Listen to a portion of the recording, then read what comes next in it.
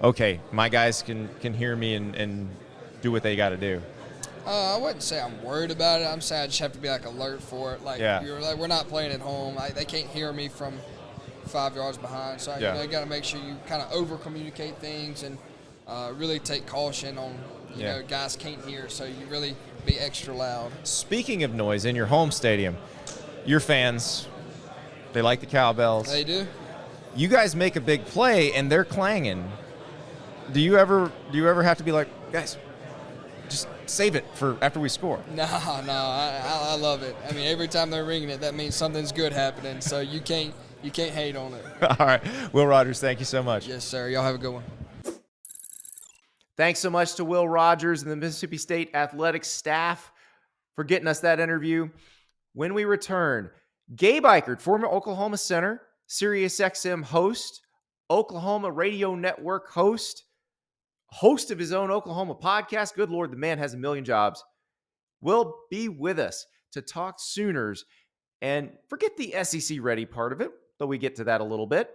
Let's talk about how ready are the Sooners right now in Brent Venables' second season and in their final season in the Big 12. We'll be right back. We welcome a very special guest, former Oklahoma center, host of the Oklahoma Breakdown podcast, host on SiriusXM Big 12 Radio, works for the Oklahoma Radio Network. Gabe Ikard, how many jobs do you have? During the season, it's 5 radio shows for Sirius.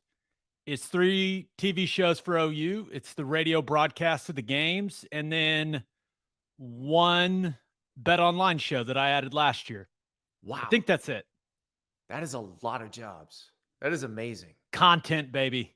Content. You are a great content creator, and that's why we've got you here, because we're going to create some content talking about the Sooners. Now, I've talked to my friends at Sooner Scoop about this whole idea of SEC readiness, and I thought it was interesting because all the Oklahoma media showed up at SEC Media Days and they were trying to get a sense of how it all works, and I'm trying to get a sense of where Oklahoma's at right now, though, Gabe, because they got one more year in the Big 12. It feels like they should be significantly better than they were last year. Everybody's kind of looking ahead to 2024, but what is this 2023 team going to be like? Yeah, and that is, that's the question, because you want to have if you're Brent Venables in Oklahoma football, you want to have a really successful 2023 leading in to your first season in the SEC in 2024, where you're kind of entering a whole new world. Yeah, the team, it's a bit of a mystery, right? And, just starting with the defense, there are some new faces, right? You think about some of the key additions through the portal that they've added, like Rondell Bothroyd from Wake Forest, like Dasan McCullough from Indiana. Those guys are, those guys should be big factors in improving the defense. But for the most part, it's a lot of the same guys that gave up 36 points per game in conference games a year ago, right? Yep. And we'll see if Brent Venables can get it turned around. I expect them to be significantly better defensively than they were a season ago.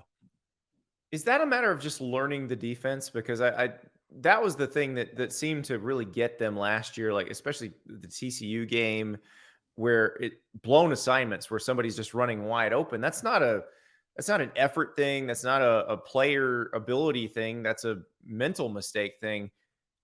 I would imagine that's the part you can clean up the most between season 1 and season 2. Yeah, there's no doubt, right? When you think about all of the mental errors they had a year ago, I mean, they added up, they piled up. And the thing that, and this, Andy, you played, when you are unsure of what to do out there on the field, you play slow.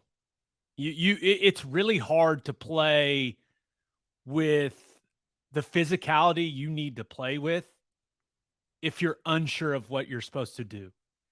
And I mean, you can go back and watch some of OU's defense last year where you can almost watch the wheels spin Right. for some of those Yeah. guys See on the gears defense. turning in their heads. Yes. Yeah, as communicating, adjusting to motions, adjusting to shifts, things like that. It just wasn't as seamless as it needs to be. And the hope is that guys like Danny Stutzman and Ethan Downs, that all this experience they have back in the secondary, led by Key Lawrence and Billy Bowman and Woody Washington, that stuff is all now second nature for them.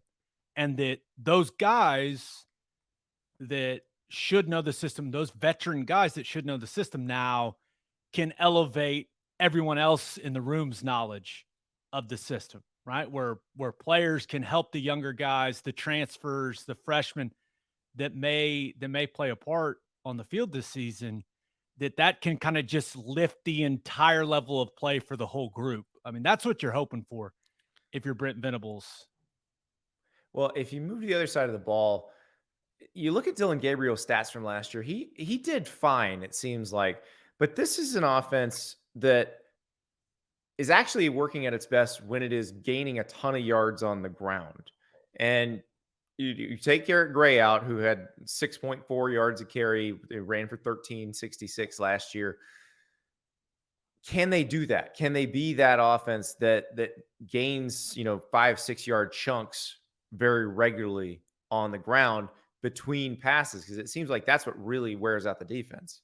Yeah, that's who they want to be, right? And you think about Jeff Lebby's best offenses at Ole Miss, what he was able to do at other places. It's about running the football with him, and that is what he wants to do. But they lost 3 starting offensive linemen from a year ago, right? They lost 2 offensive tackles. One was a first-round pick in Anton Harrison. Wanye Morris was the 3rd rounder. So you lost some talented guys. Now you're replacing them with talented guys, right? Walter Rouse transfers in to be your left tackle from Stanford, and Tyler Guyton is going to be their right tackle, maybe the most talented out of all these guys that we're talking about. I mean, I think the ceiling is top 10 pick. Wow. For him. Yeah, Bill Bedenbaugh, and obviously Bedenbaugh was my coach my senior year at Oklahoma. It's his first year at OU. Now, him and I have had the conversation that Guyton may be the most talented player he's ever coached. Wow. And there's some very good ones in there. Orlando Brown, currently left tackle for the Chiefs, being one of them. Yeah, the potential is there. But you've got some question marks for the offensive line, right? How will it all come together? And as boring as it is to talk about, like, offensive line play it's a huge piece of playing offense at a high level. And if Oklahoma wants to run the football efficiently and set up a lot of the pass game, the RPO game, then that offensive line, they got to gel in training camp. They got to play at a high level. One thing as far as the running game, which I think is going to be something to monitor this season, is now that Jackson Arnold is on campus and you feel better about the backup quarterback situation, right? Anyone that watched the Texas game last year knows that, OU's backup quarterback situation was not a good one in 2022. That puts it very lightly. Oh, dude, that game was so brutal. I've tried to erase it from my memory. It makes me sad. That's the least fun I've ever had at a football game. As a player, as a fan, calling the game, I was miserable, absolutely miserable. But how much more involved will Dylan Gabriel be as a runner? They were pretty cautious with him a year ago as far as dialing up some QB run game. And if you think about some of the things Lebby has done in the past, like he's been willing to run the quarterback, including willing to run Dylan Gabriel as a UCF freshman. Right. So now that you're feeling better about things and you have a guy as talented as Jackson Arnold behind Dylan Gabriel, how much more involved does DG become as a runner? And what does that add to the offense as a whole? Because you can ask a lot of defensive coordinators out there, like, QB run game is a nightmare. It's what keeps defensive coordinators up at night. And Dillon Gabriel is not, I mean, he's not out there running a 4.4 or anything, but he is an athletic guy that can do some pretty substantial damage when he needs to as a runner. So, well, remember where he was committed before UCF, and actually Georgia and USC showed up late in his recruitment too. But the first offer and the one he was going to take was Army. He was going to run the ball. He wasn't going to throw the ball. So be a triple option guy. Yeah, he's a pretty effective runner. And I think you're right. I think probably when people look back at that offense his freshman year at UCF and say, well, he was with Lebby then, how come it didn't look like that? I think you've hit upon the answer right there, is they're scared to get him hurt. Yeah. And we saw it, right? He goes out in the TCU game, and I want to make it clear, TCU was going to win that football game even if Dillon Gabriel it didn't matter. Stayed healthy. There was that offense. They were cooking the Sooners defense that day, but we saw how bad it was in the Cotton Bowl against Texas. But interesting year for Dillon Gabriel. He's an experienced guy. I think that if he wasn't being compared to Baker Mayfield and Kyler Murray and Jalen Hurts and even Caleb Williams, right, with what he was able to do at USC a year ago, going and winning the Heisman Trophy, people would probably have a more favorable opinion of the way that he played a year ago. But that has, Heisman Trophy finalists win the Big 12 and go to the college football playoff is the standard for the quarterback position at Oklahoma now, whether it's fair or not. It just is. So it's going to be interesting to see how well he plays, especially with, they've got question marks at wide receiver, right? You lose Marvin Mims. Now, Jalil Farouk showed a little bit last year, but do they have a guy that can step up and become that go-to guy? Like Drake Stoops is a reliable guy, but can Andrell Anthony, the Michigan transfer, can he be that guy that stretches the field for him? Brennan Thompson, the speedster that's transferred from Texas, can he be that guy? They've got a couple of young wide receivers in Nick Anderson and Jaden Gibson who are huge and look the part, but guys haven't done anything. They really have no proven playmaker at the tight end position, despite Austin Stogner playing a lot of football. Like he's not a guy that has been a huge threat in the passing game throughout his career. So there's a lot of question marks for them at the skill positions. And it's up to Dillon Gabriel ultimately to, get the most out of these guys. So last year in the Big 12, now obviously Texas is going with OU, so that will all continue. But what are you going to miss the most? What are you going to cherish as you go through this season and you see, this particular team or uniform, or you go to this particular stadium? What are you going to cherish the most?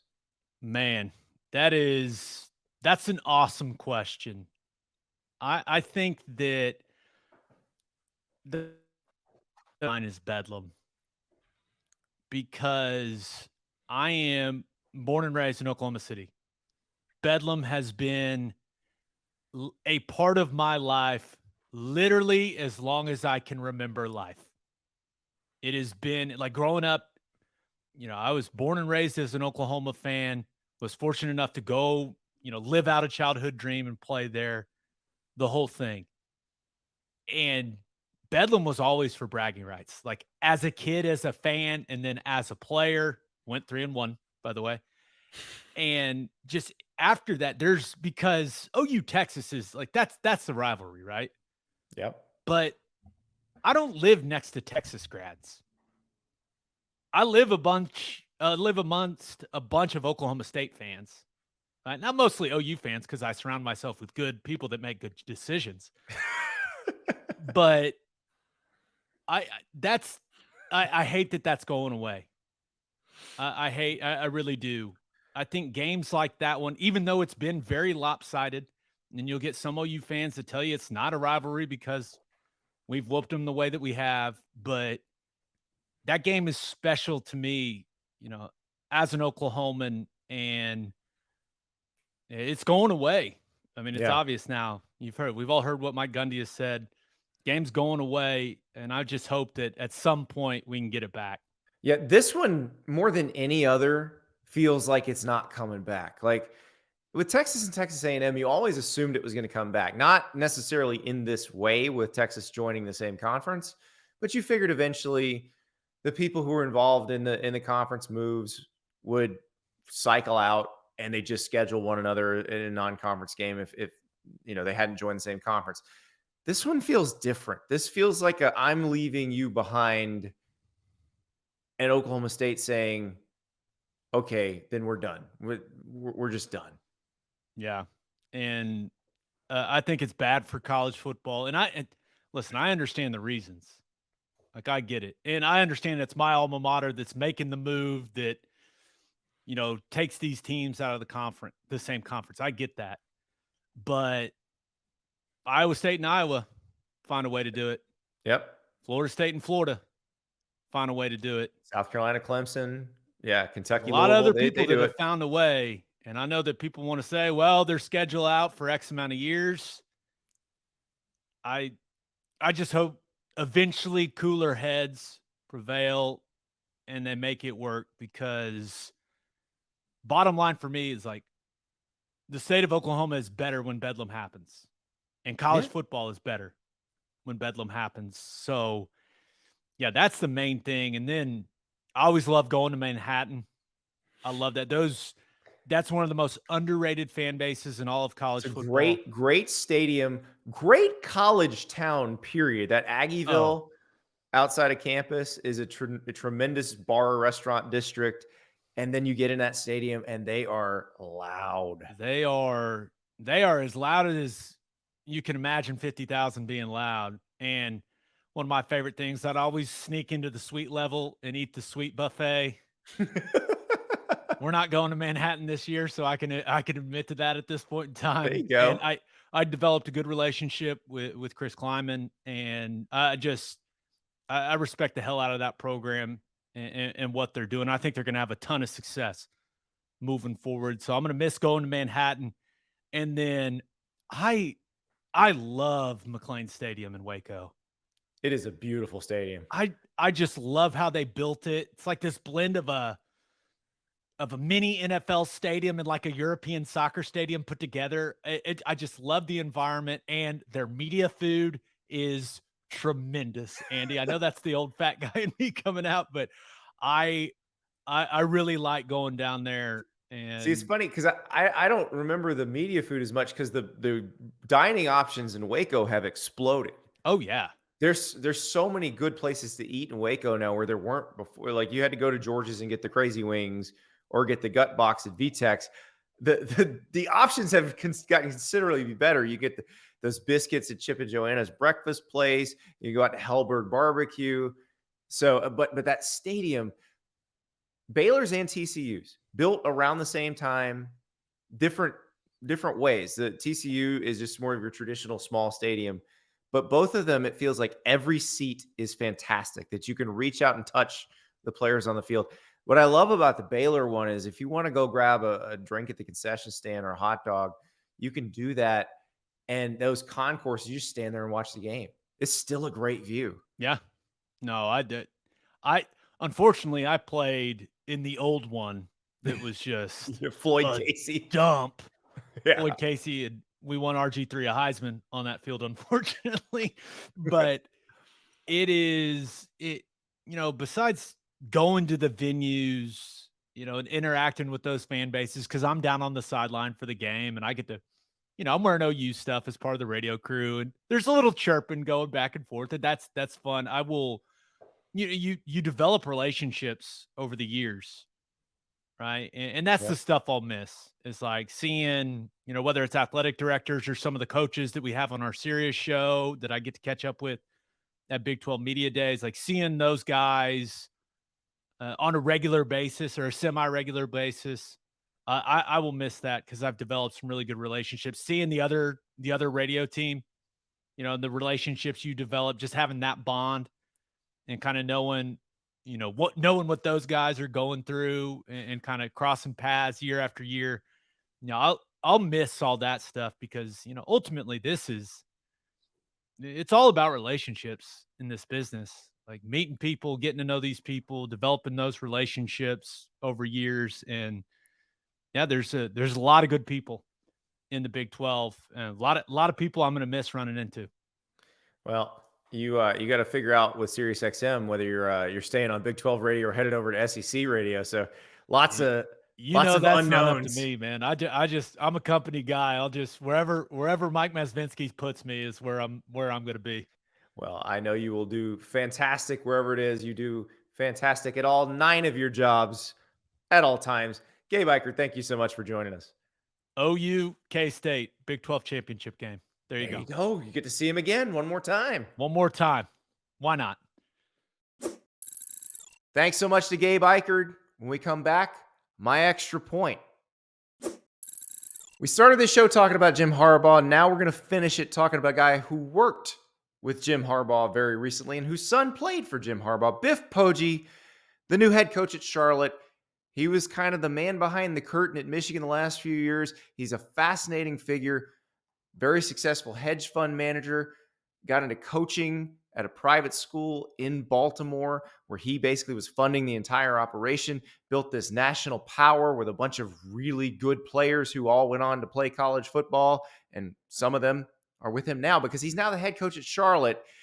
And let's say that Biff Poggi was not pleased with the amount of attention his program was getting at American Athletic Conference Media Days. Any other questions for Coach? That's it? 3 questions? Maybe that's because you have us ranked last. That's all what you think of us. So we get that message. Thank you.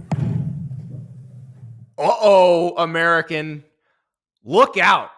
If you look back in this guy's history, he's done well at pretty much everything he's done. There's a very Joe Moglia sense. If you don't know who that is, he's the guy who founded Ameritrade. And then when he retired, he wound up volunteering at Nebraska, became the head coach at Coastal Carolina, and kind of laid the foundation for what Coastal Carolina became once Jamie Chadwell took over. Biff Poggi is a very motivated guy, and I don't think he needs a lot of help developing the chip on the shoulder, but he's certainly got it now. He's been picked last. He only got 3 questions at media days. He's ready to go. Now, the question I want answered, if you've watched the documentary on the high school team he coached, he did not wear sleeves when he coached. Is it possible we will see an FBS head coach coaching sleeveless? That would have been the 4th question had I been there. I'm sorry I wasn't. Good luck. We'll see how the Charlotte 49ers compare to their predicted ranking. My guess is Biff Poggi is going to make sure they wind up ranked a lot higher at the end. That's it for today's show. Thank you so much for joining us. On Wednesday, we will be in Indianapolis for Big Ten Media Days. As you can see, there's a lot going on in the Big Ten between Northwestern, Michigan. This is Ohio State Day on Wednesday. Ryan Day and the Buckeyes are coming to visit Indianapolis. So we shall see what everyone says. I guarantee there will be a wealth of material. It's going to be a fun show. Talk to you then.